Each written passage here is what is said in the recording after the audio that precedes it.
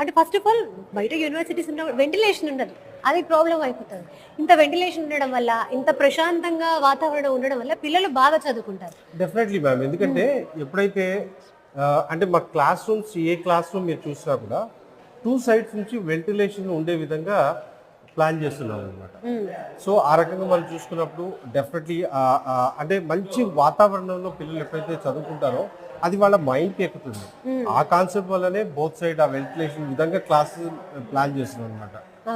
So definitely చదువుకునే పిల్లలకి ఇది ఒక స్వర్గం అని చెప్పొచ్చు. నిజంగా నిజంగా స్వర్గమే. ఎందుకంటే ఫస్ట్ ఆఫ్ ఆల్ ఈ యూనివర్సిటీని చూడగానే, ఈ ఇన్ఫ్రాస్ట్రక్చర్ చూడగానే పేరెంట్స్ అందరికీ వచ్చే థాట్ ఏంటో చెప్పినా, ఖచ్చితంగా ఇంత పెద్ద యూనివర్సిటీ ఎంత బాగుంది, ఫీజు ఎంత ఉంటుందో అన్న థాటే వస్తుంది.